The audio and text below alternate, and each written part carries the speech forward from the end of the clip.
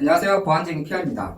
신천지의 입장문과 신천지에 대한 가짜뉴스 Q&A를 게시하던 홈페이지가 해킹당한 것으로 확인됐습니다. 신천지 사이트 중학생한테 다 털렸죠? 크크크 라는 팝업창이 뜨는 것을 볼 수 있는데요. 불상이 합성된 사진도 보입니다. 그래서 오늘은 해커가 어떻게 홈페이지 위변조를 하는지 알아보고 그럼 어떻게 공격을 예방하고 방어하는지 실무적인 방법으로 설명을 드릴까 합니다. 여기서 중요, 혹시나 해서 말씀드리지만 보안쟁이 채널은 불법적인 해킹을 알려주는 곳이 아닙니다. 유용한 정보를 나누고 불법적인 해킹을 방어하는 것을 목적으로 합니다. 그럼 시작하겠습니다. 중학생한테 다 털렸죠? 라는 말은 지난 2019년 12월 14일 부산 서면에 디지털조선일보 전광판이 디페이스 해킹을 당했을 때 나왔던 말로 실제 중학생이 한 것인지는 아직 알려지지 않았습니다. 멘트가 같다고 중학생이 했다고 보기는 어렵죠. 전광판은 팀비어 계정 유출에 의한 사고였으니까요. 패러디로 봐야겠죠. 더 자세한 내용은 위에 카드를 눌러주셨으면 합니다. 다시 이번 홈페이지 변조 사건은 디페이스 해킹 혹은 홈페이지 변조라고도 하는데요. 여러 웹해킹 공격의 한 방법으로 웹사이트의 특정 화면을 해커가 마음대로 바꾸고 해킹을 성공했음을 알리는 공격 형태입니다. 해커가 자신의 해킹 기술을 뽐내거나 정치적 메시지를 전달하는 데 중점을 둔 공격이죠. 홈페이지 변조에는 여러 공격 방법이 있습니다. 대표적으로 크로스 사이트 스크립팅, 취약점, SQL 인젝션, HTTP 취약점, 악성 웹쉘 업로드 등인데요. 처음 기사를 접했을 때는 게시판 취약점을 이용한 파일 업로드, 웹 에디터를 이용한 웹쉘 삽입 후 이미지 업로드로 예상했으나 사건의 정황으로 예상해보면 팝업창 소스에 보안 설정이 되지 않은 홈페이지상의 취약점을 이용한 것으로 보입니다. 지금은 당연히 보안이 되어 있겠죠. 그럼 해커들이 자주 사용하는 공격 방법, 절차를 알아볼까요? 첫 번째, 공격 대상 홈페이지를 웹스캔하여 정보를 수집합니다. 두 번째, 게시판 에디터, FCK 에디터를 주로 사용하여 홈페이지 구조 파악을 하는데요. 디렉터리 구조가 노출되어 있어 해커들이 공격에 주로 사용을 합니다. 세 번째, 홈페이지의 파일 업로드 페이지를 찾음. 네 번째, 업로드 페이지에 확장자 필터를 우회하여 악성 웹쉘을 업로드합니다. 확장자 변경은 JSP나 TXT, HWP, PDF, GFI 등으로 친근한 확장자로 변경하여 업로드하는 거죠. 다섯 번째, 업로드한 웹쉘을 실행. 여기서 웹쉘이란 해커가 악의적인 목적으로 웹서버에서 임의의 명령을 실행할 수 있도록 제작한 악성 프로그램입니다. 웹쉘은 다양한 방법으로 만들 수 있지만 간단한 서버 스크립트, JSP, PHP, ASP 등으로 만들어지며 웹서버의 취약점을 통해 웹서버에 업로드되면 해커는 보안 시스템을 우회하여 별도의 인증 절차 없이 PS 시스템에 손쉽게 접속하는 것이 가능합니다. 즉, 웹서버가 통째로 해커에게 넘어갔다고 생각하시면 되는데요. 파일을 수정, 복사, 삭제와 같은 시스템 제어가 가능하고 웹소스 코드에 악성 스크립트를 삽입하여 해당 웹서버에 접속한 일반 사용자들의 PC를 공격하거나 PS 시스템과 연결된 데이터베이스의 정보를 유출할 수도 있습니다. 여섯 번째, 홈페이지 변조. 웹쉘이 업로드된 후에는 사실 모든 권한이 해커에게 넘어가 홈페이지의 원본 소스 코드를 해커 마음대로 변경할 수 있습니다. 더 자세한 웹쉘 공격 소리는 유튜브 정책에 의해서 시연은 어렵고 기회가 된다면 다음에 웹쉘 파일 분석 영상으로 한번 다루어 보겠습니다. 그럼 이제부터 보안등이님들에게 중요한 방어 방법을 이야기해볼까 합니다. 저는 최대한 실무에서 어떻게 대응하면 되는지를 이야기할 건데요. 하지만 언제나 최선의 더 좋은 방법이 있을 수 있습니다. 보안쟁이, 보안도인님들이 생각하시기에 더 좋은 방법이 있다면 댓글로 알려주세요. 우리는 위에서 공격자가 행하는 6가지 절차를 학습했습니다. 방어 방법은 3단계로 구분을 지어볼게요. 탐지, 시큐어 코딩, 보안 솔루션 도입입니다. 첫 번째, 탐지.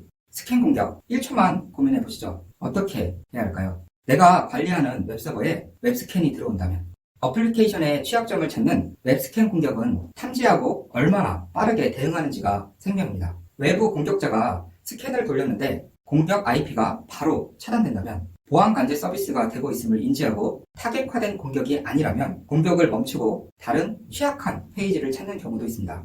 더 큰 피해가 발생하기 전에 초반에 탐지하고 대응하는 것이 정말 중요합니다. IDS, IPS로 다양한 웹스캔 툴의 헤더값이나 패턴을 탐지 정책에 설정하여 공격을 탐지하고 해당 공격의 IP를 방화벽에서 차단합니다. 보안등이님들이라면 내부 시스템에 직접 엠맵 스캔을 돌려보고 와이어샤크로 네트워크 트래픽을 분석하여 스노트에서 탐지할 수 있도록 탐지 패턴을 넣어보셨으면 합니다. 두 번째, 시큐어 코딩. 보안에서 제일 좋은 방법은 홀을 없애는 것입니다. 실제로는 보안홀은 항상 존재하며 제로화하는 것은 불가능할 수도 있겠다라고 생각하지만요.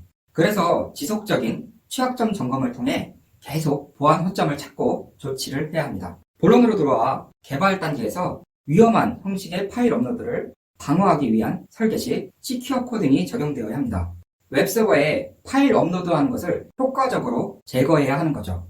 설계 시 고려사항, 업로드되어 저장되는 파일의 타입, 크기, 개수, 실행 권한을 제어하고 업로드되어 저장되는 파일이 외부에서 식별되지 않게 설정합니다. 구현 시 보안 대책, 화이트리스트 방식으로 허용된 확장자만 업로드하고 업로드되는 파일을 저장할 때는 외부에서 추측할 수 없는 문자열로 변경 저장, 저장 경로는 웹 더큐멘트 루트 밖에 위치하여 공격자의 웹을 통한 접근을 차단합니다. 파일의 실행 여부를 설정할 수 있는 경우라면 쓰기 권한, 실행 속성을 제거해야 하고요. 또한 오픈소스 게시판의 보안 패치는 필수겠죠. 사실 정답은 없지만 더 자세한 사항은 한국인터넷진흥원의 소프트웨어 개발 보안 가이드를 참고해 주셨으면 합니다.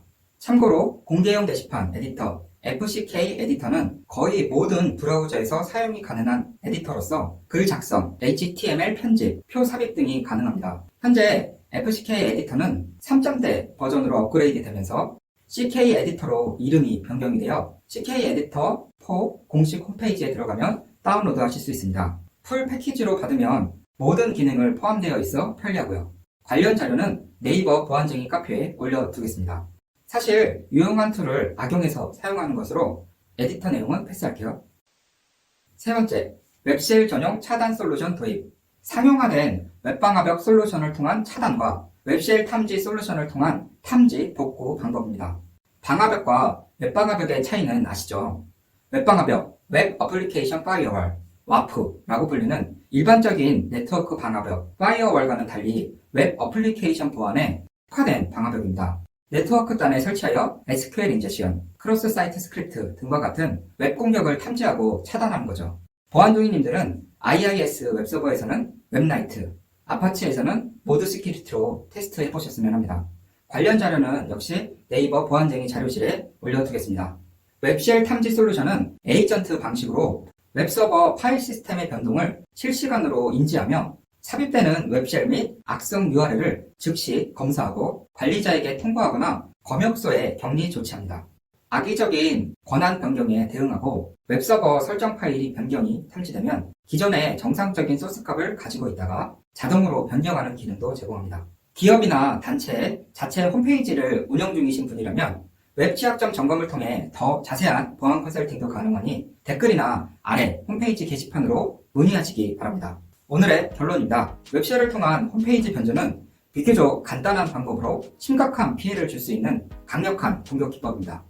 홈페이지 변조를 방어하기 위해 사전에 공격을 탐지할 수 있는 IDS, IPS 방어 체계를 구축하고 웹방화벽과 웹쉘 전용 차단 솔루션을 사용하는 것이 효과적이며 가장 중요한 것은 시큐어 코딩으로 보안을 감안한 웹서버 환경을 개발하는 설정입니다.